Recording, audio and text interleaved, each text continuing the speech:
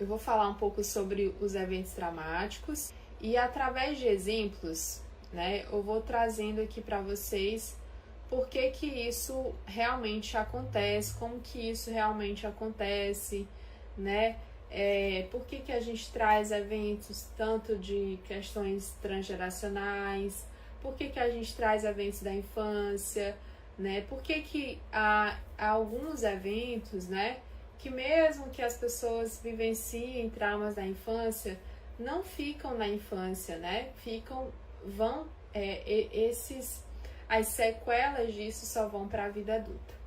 Então, é o seguinte, eu quero falar primeiro da criança, né? A criança como um sintoma da família, a criança como um sintoma de algo que está acontecendo ou que aconteceu na família.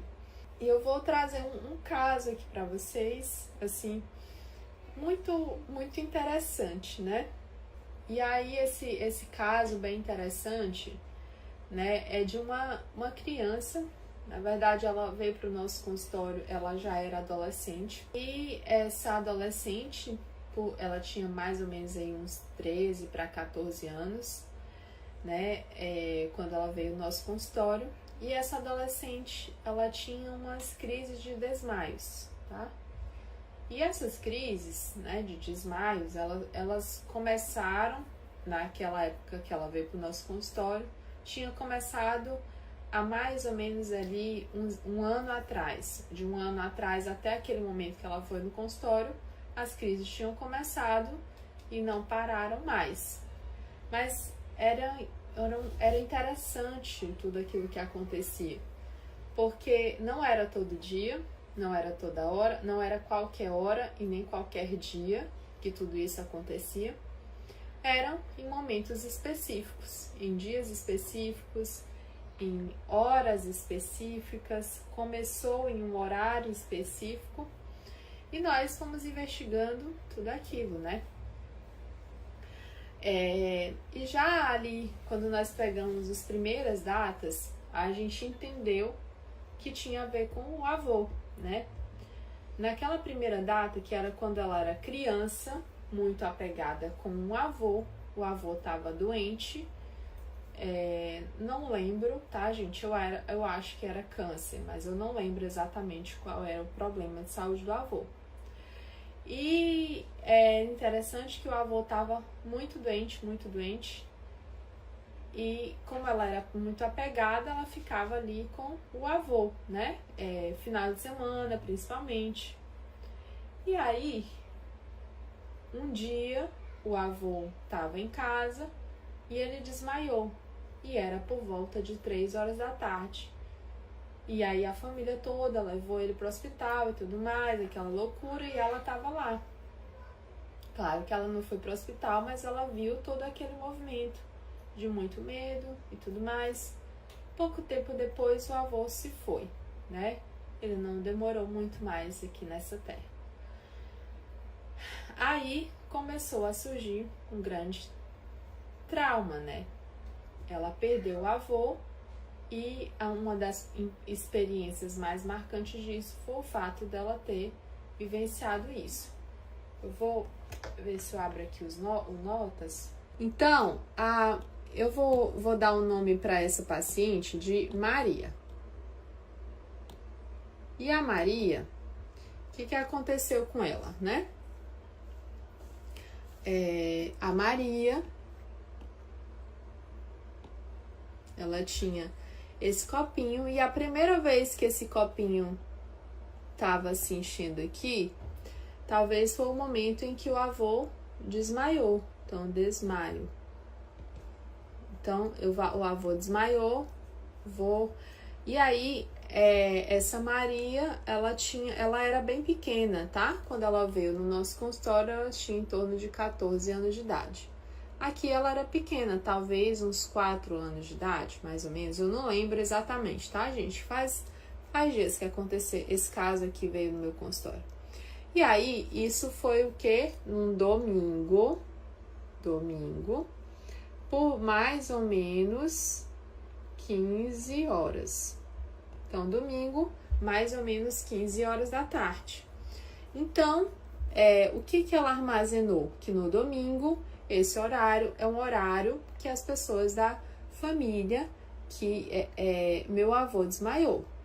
Então, podem ter tido alguns eventos aqui que fragilizaram ainda mais, né? Que geraram medos. Medo de morte, medo de separação da Maria. Até que um dia, a mãe relata que ela tem muita ansiedade, ela o tempo todo, quando ela vai fazer provas na escola, ela fica com muito medo, né? Fica com muitos medos. E aí, no domingo, mais ou menos esse horário, ela desmaiou a primeira vez. A partir desse momento, o que aconteceu? Sempre ela desmaia nesse mesmo horário. Sempre, tá? Sempre os desmaios da Maria acontecem nesse mesmo horário. O que aconteceu com o cérebro da Maria? Essa informação aqui,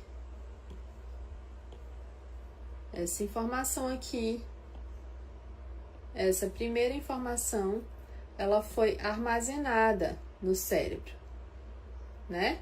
E aí o cérebro falou assim: eita, é o seguinte, Maria, foi no domingo,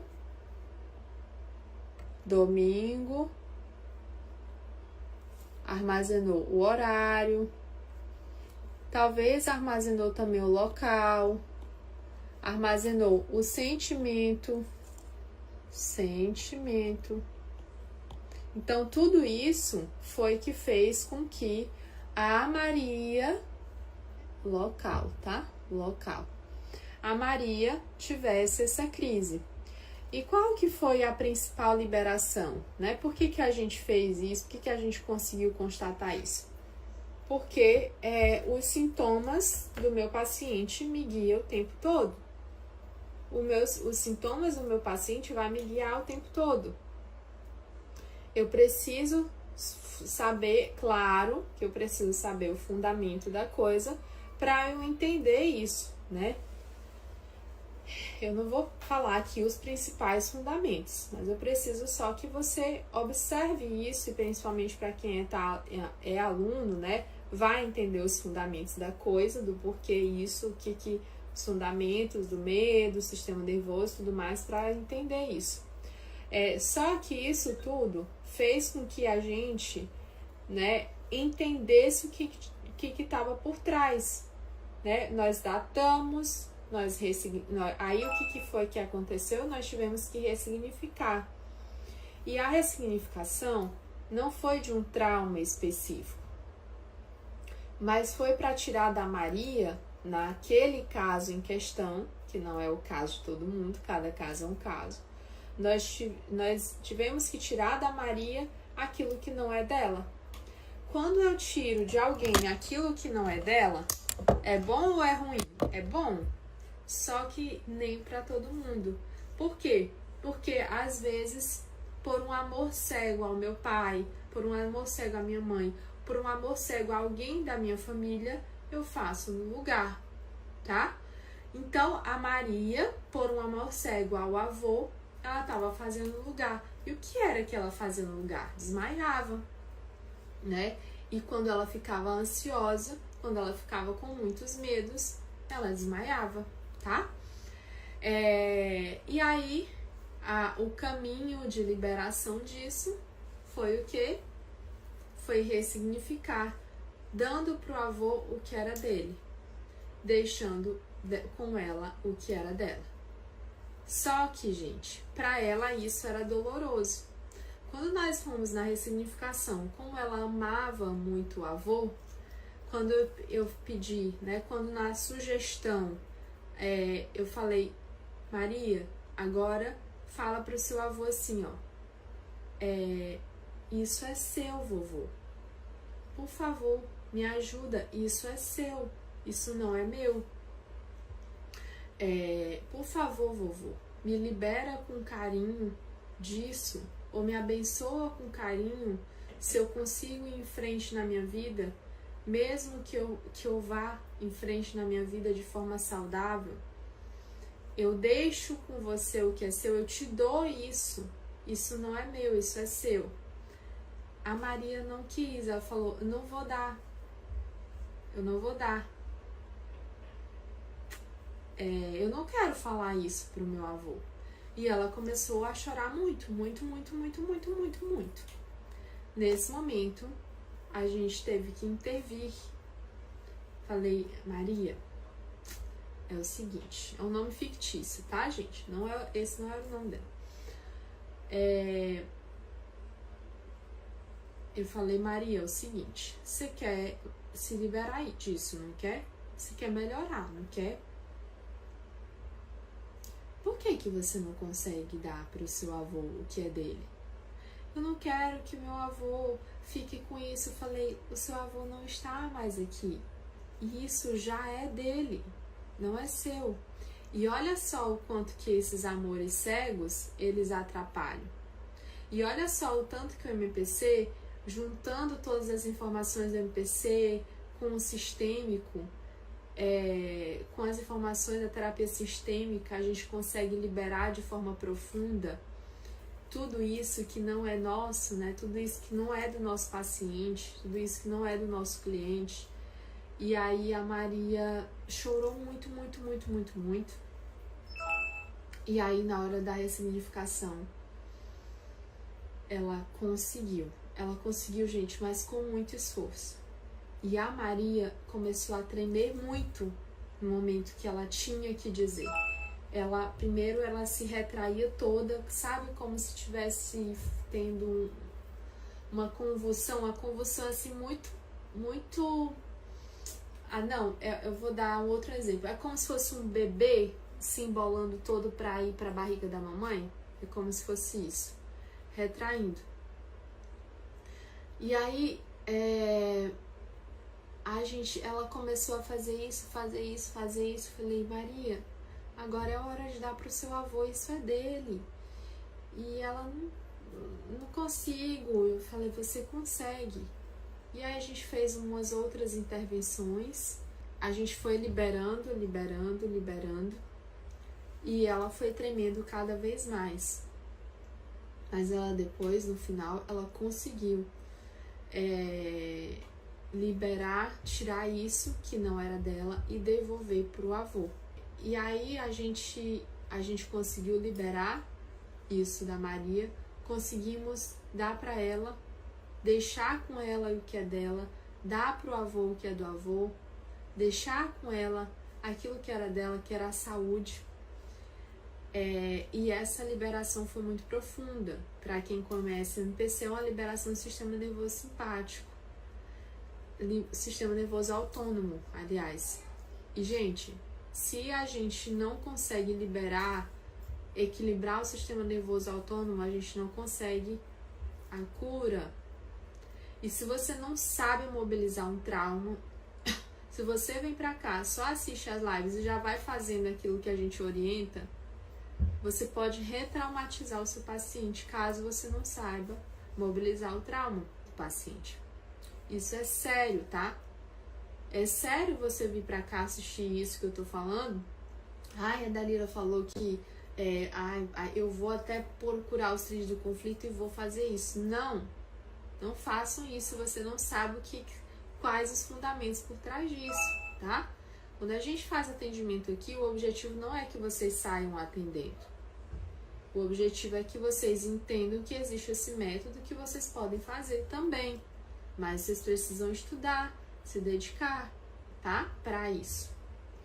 E aí, gente, aí nós fizemos essa liberação. Ela passou mais ou menos 1 hora se tremendo, né? No consultório. 1 hora tremeu bastante. Chamei o papá, a mamãe, aliás. Nós a acalmamos, nós conseguimos trazer uma certa calma, uma certa tranquilidade, mas ela ainda passou o outro dia se tremendo. E aí nós demos a orientação que precisava ser dado para essa paciente. E aí eu falei, eu preciso que você venha, tá? Eu preciso que você venha de novo. Preciso que você venha novamente pro meu consultório. E ela falou, ai, mas eu tô com medo, vou passar por tudo isso de novo. Não, não vai passar por tudo isso de novo. Essa foi a liberação mais profunda, porque era necessário que você se limpasse disso para que você realmente saísse dessa situação e desse evento, né, que você nos trouxe, que eram os problemas de desmaio. E aí a gente conseguiu, né, trazer a cura. Essa pessoa nunca mais desmaiou. Por quê? Porque nós fomos, eu vou virar aqui de novo. Nós fomos onde, gente? Nós fomos na causa raiz, né? Existe. E a causa raiz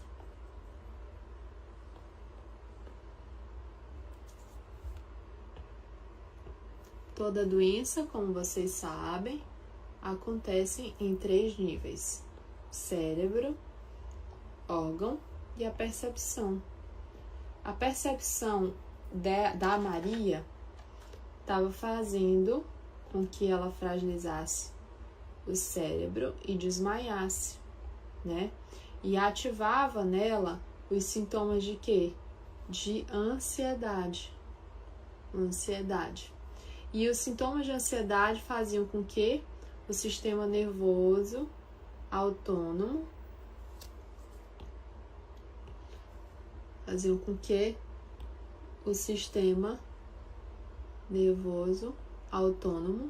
se alterasse, né? E essa síncope vasovagal, que é do sistema nervoso, ativava aqui, tanto no órgão, que é o coração, quanto no cérebro, a questão de sobrevivência. Eu preciso desmaiar para eu sobreviver.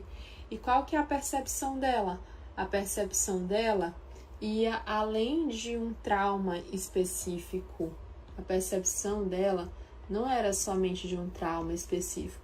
A percepção dela era transgeracional, tá? Não era só de um trauma específico, era transgeracional. Então, ela achava que por amor ao vovô, eu poderia fazer no lugar dele, eu poderia ficar no lugar dele, eu poderia ter os sintomas dele, né? Então, isso a gente consegue identificar muito. Então, essa live eu quis trazer para vocês os sintomas que estão além do físico, além dos traumas que geram realmente esses efeitos. E eu vou contar mais um caso para vocês, bem interessante, né?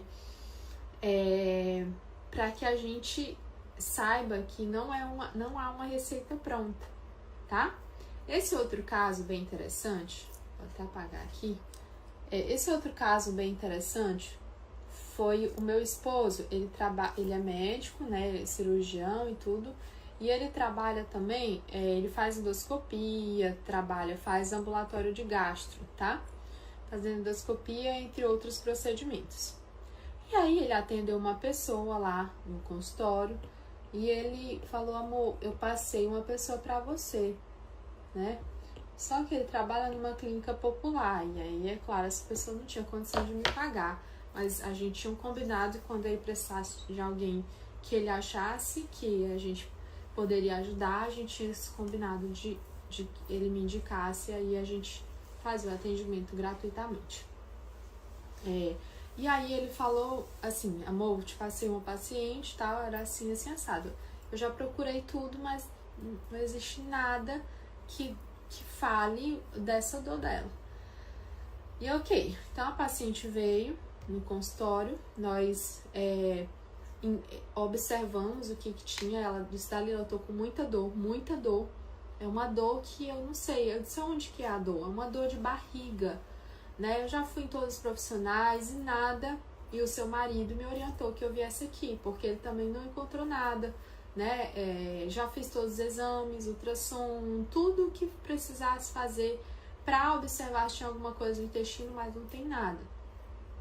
E eu perguntei as características dessa dor, todos os trilhos do conflito, né? Porque vocês sabem que pra gente investigar, existe os trilhos do conflito, né? Então eu fui caminhando aqui, ó, por esses trilhos do conflito.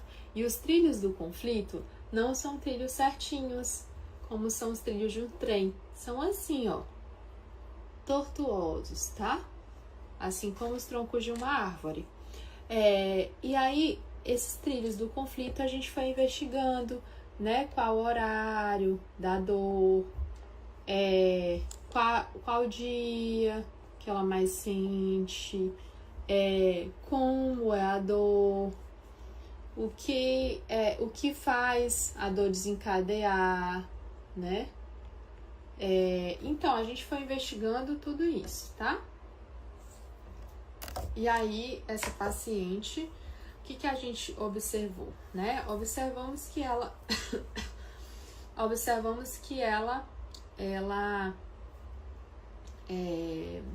realmente não tinha nada. Mas, o que aconteceu, fulana de tal, há algum tempo atrás, tudo mais, aí eu vim com as datas. Ela falou, ó, nesse tempo, a minha avó estava morando na minha casa e nós estávamos cuidando dela. Eu cuidava dela de madrugada. Eu falei, o que a sua avó tinha? Ela sentia muitas dores, aonde? De barriga, tá? Sentia muitas dores de barriga. E como que era essa dor? Era uma espécie de cólica, de cãibra que ela sentia na barriga. Só, gente, que a avó dela tinha algo, tá? Que fazia desencadear essa dor, que eu não lembro exatamente. Também não lembro se era câncer, mas era algo que não era do nada. Realmente tinha um diagnóstico. E a avó sofria muito. Quem cuidava dessa avó, principalmente nas madrugadas, era essa pessoa, a neta, né? Então, depois que a avó se foi, ela, por um amor cego, a avó, ela ficou com essa dor. Ela falou, vovó, por amor a você, eu faço no seu lugar. E ela falou, eu nunca tinha pensado nisso. Pois é, né? Nunca tinha pensado nisso. Mas a gente não vai deixar escapar nada. Então, existiu algo que desencadeou isso, né? E o que foi esse algo? Ela começou a sentir essa dor quando fez 1 ano de morte da avó, né? Quando a avó completou 1 ano de morte, né? O aniversário de morte da avó, ela começou essas dores. Então, para incluir essa avó, pelos medos de ficar com a mesma coisa, com a mesma doença da avó, ela ficou também no lugar. E aí ela fala, né? Por amor a você, mamãe, por amor a você, eu faço no seu lugar e eu adoeço logo, pra ficar que nem minha avó. Vovó, por amor a você, eu honro isso. Eu honro isso e adoeço também no seu lugar. E aí, então, nós tivemos que fazer um trabalho tão profundo quanto o da outra pessoa que a gente falou anteriormente, o nome fictício, a Maria, e liberamos essa pessoa dessa dor, desse sintoma. Dalila, é fácil liberar? É fácil, é simples liberar, mas nem todo mundo quer ser liberado, nem todo mundo quer ser liberto, nem todo mundo quer sair disso. Tá? Por quê? Porque eu preciso disso para incluir, eu preciso disso para ser amado, eu preciso disso muitas vezes para ser visto, eu preciso disso pelos equilíbrios da vida, pelos equilíbrios do clã. Então, às vezes eu tenho essa necessidade. Então, nem todo mundo consegue liberar. Outra coisa, nem todo mundo que sente essas dores, tá, gente? Tem a ver com essas questões de transgeracionalidade, tá? Eu trouxe nessa live aqui algumas dessas questões, mas nem sempre é isso, tá?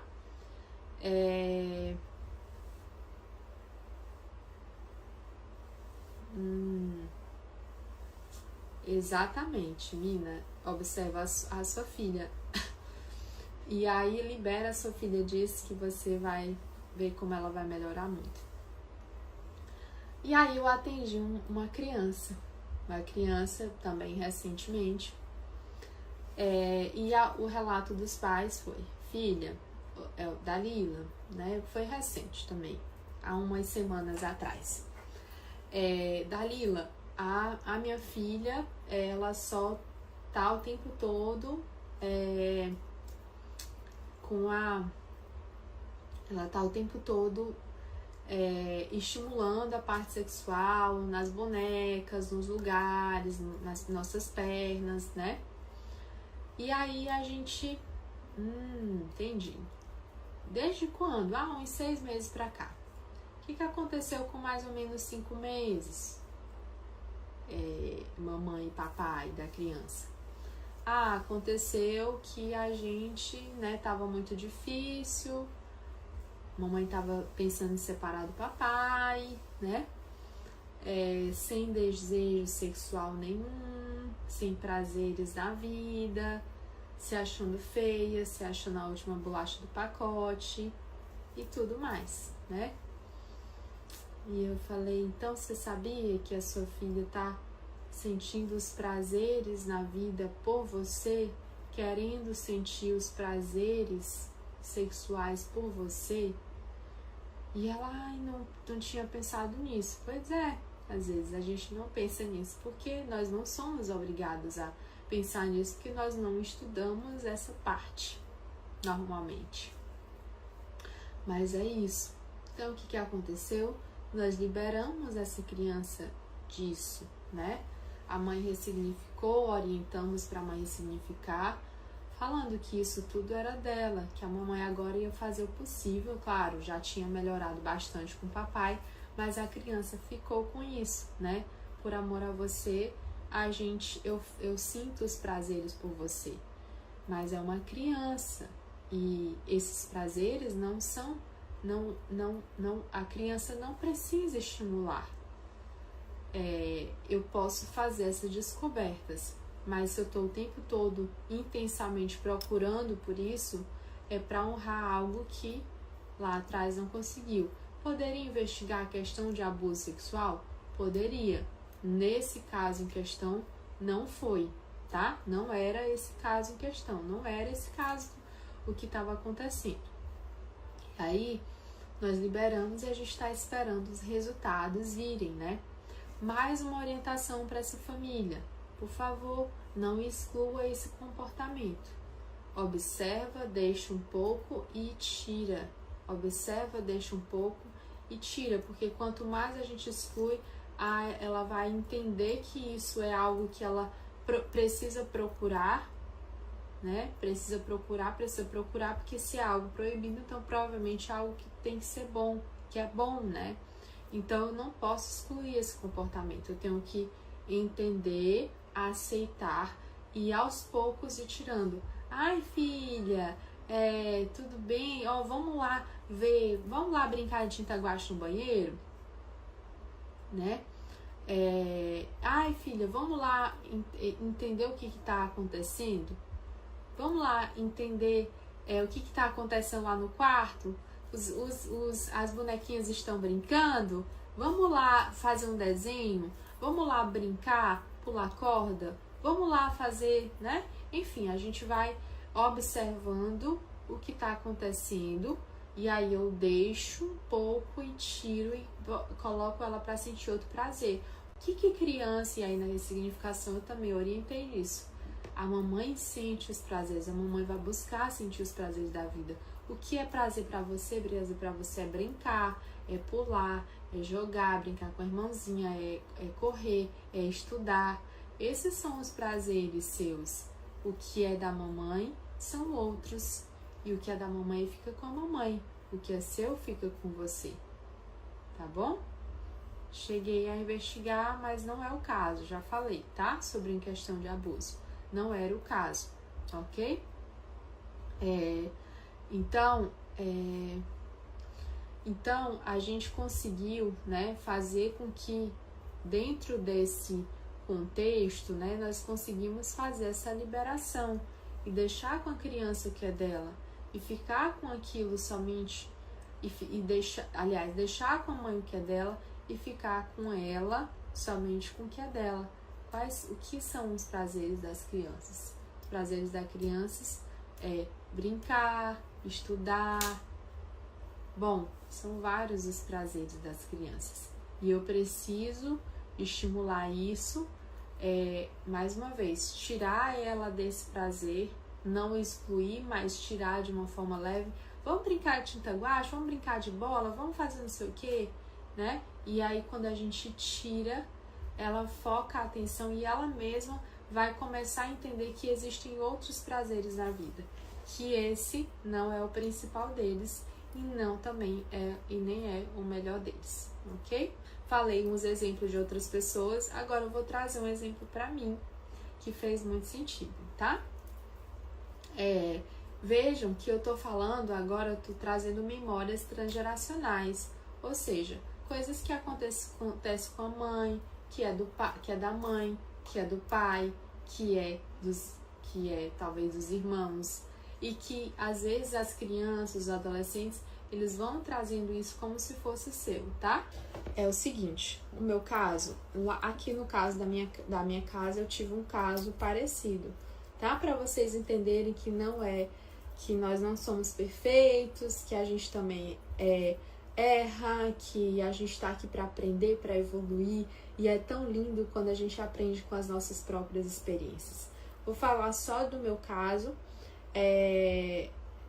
para que vocês entendam que todas essas questões elas acontecem em todos os aspectos da vida, tá? Pessoal, profissional, financeiro. O que eu já falei aqui de caso?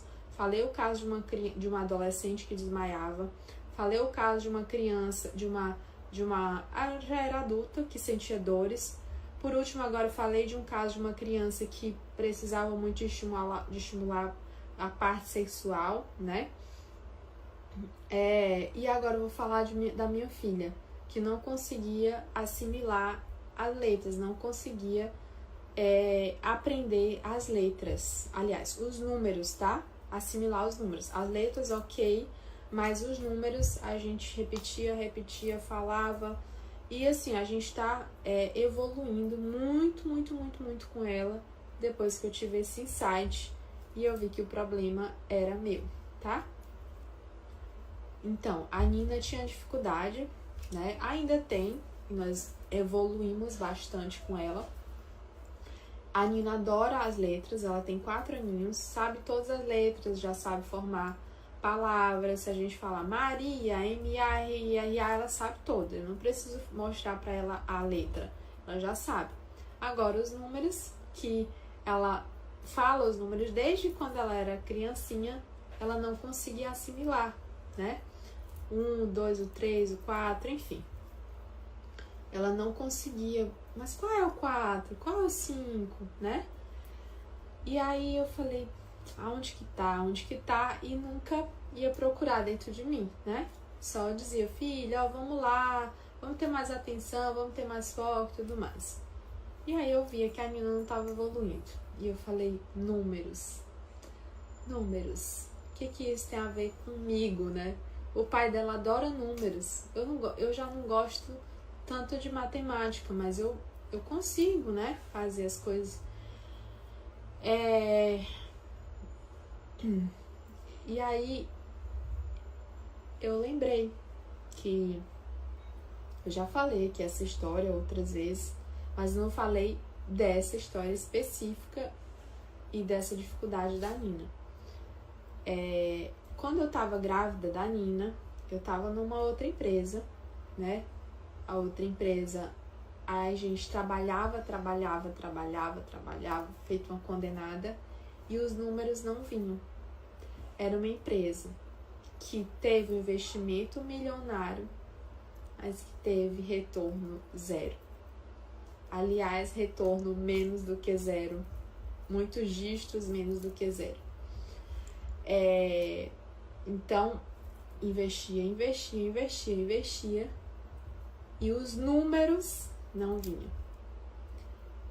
Durante a gravidez, quando ela já estava grandinha, eu lutava pelos números e os números não vinham.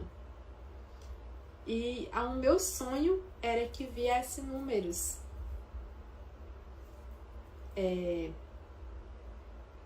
para a empresa. E havia muitas brigas porque os números não vinham para a empresa.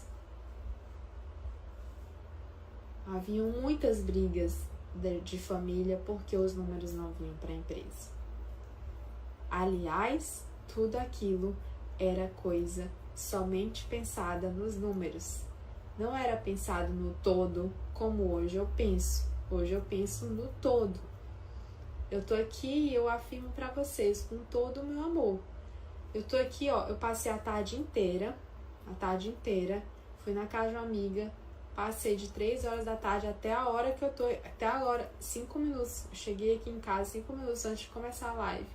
Passei a tarde inteira praticamente atendendo, né, era uma amiga, então a gente conversou muito sobre algumas coisas que estavam acontecendo na casa dela. Então era uma conversa, um atendimento. E eu tô aqui tranquilamente, porque eu amo fazer o que eu faço. Então, os números vêm automaticamente, porque nós pensamos no todo, tá? E aí, lá na outra empresa, não. Eu só fazia porque eu queria números. Antes eu queria número para depois não pensar em ninguém. E não era só eu, tá? Era todo mundo da empresa. E é por isso que os números não vinham, é claro. Porque se você só pensa em dinheiro, o dinheiro não vem. E, além disso, dos números não virem, era um estresse muito grande. Eu não conseguia olhar para a Nina. Eu só conseguia olhar para os números. E um dia, eu estava nos Estados Unidos. Nesse dia eu chorei muito. Eu fui viajar para lá de férias.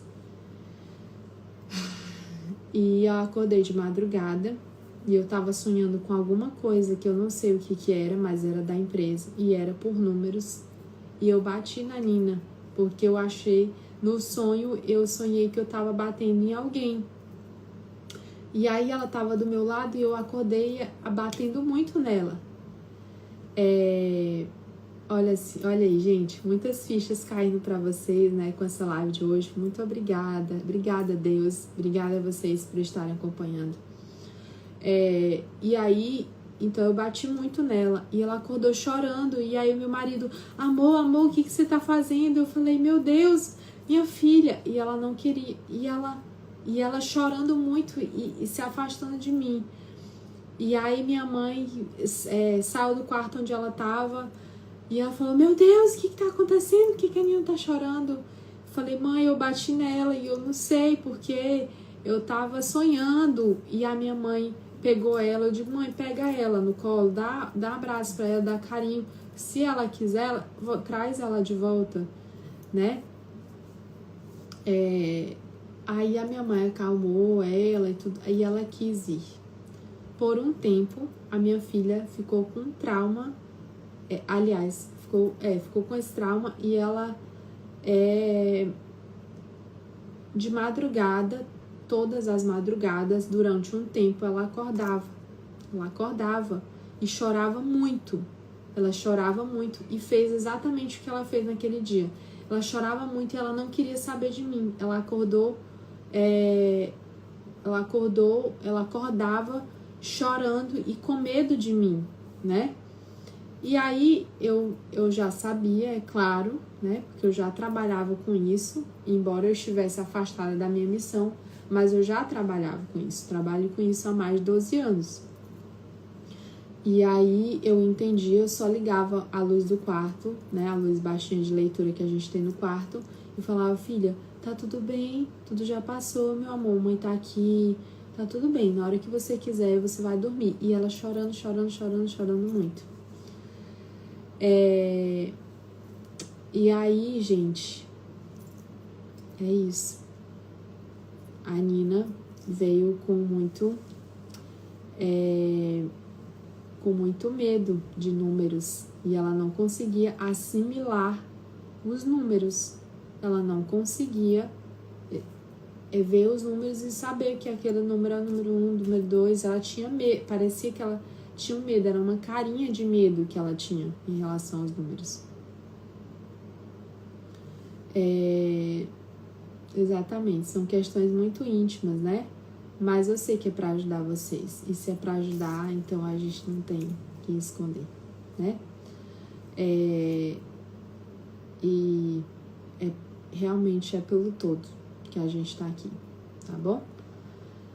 E aí, gente, aí há uns 2 meses eu tive esse insight. Falei, e eu tava perguntando muito para Deus que eu não tava conseguindo. E aí me veio, né, esse insight e eu falei, é isso. E aí um dia, quando ela tava dormindo, de madrugada, ouvindo direito, tudo mais, já sabem, né? Principalmente vocês que são alunos. Eu falei para ela, filha, você não precisa mais ter medo dos números. Tudo aquilo que aconteceu quando a mamãe estava grávida de você, naquela empresa, que a mamãe vivia louca pelos números e nada dava certo. Os números faziam com que a gente se afastasse. A mamãe não dava atenção para você porque eu só queria saber da outra empresa, que a outra empresa precisava da mamãe e a mamãe achava. E tudo isso pelos números. E você não precisa mais ter medo. Tudo isso já passou. Tudo isso já passou. E os números agora fazem parte da nossa vida. Agora fazem parte também do nosso crescimento. Por causa dos números, a mamãe pode estar em casa, a mamãe pode trabalhar em casa e ver vocês. Por causa dos números, também você pode ter uma vida boa, que um dia você vai ter o seu conforto e você pode realizar os seus sonhos. Pelos números a gente pode viajar, a gente pode... E aí eu fui falando várias coisas. Por que os números? Com os números você pode contar, com os números você pode... Aí eu fui falando várias coisas, não lembro mais, mas vieram várias coisas na minha mente e eu fui ressignificando. E aí a Nina agora começou a assimilar melhor ainda os números. E ela está em processo de evolução, mas a professorinha particular, quando eu vou, né, quando a gente pergunta, que número é esse, filha? Ela consegue identificar, porque os números não fazem mais parte dos medos. Os números fazem parte agora da nossa vida e podem fazer parte de uma forma melhor, né? E graças a tudo isso que eu pude olhar mais ainda para minha filha, que eu pude entender os medos dela, que eu pude entender os meus medos e através dos medos dela ver também, me olhar mais, me enxergar mais, entender mais, né? Fazer do meu trabalho um trabalho e não uma loucura, por mais, e sim fazer algo, né? Pensando, a gente pode corrigir, né? Se corrigir ainda mais quando tudo isso vai acontecendo ao nosso redor, né? Então, é isso. Espero que vocês tenham gostado de tudo isso que a gente falou aqui.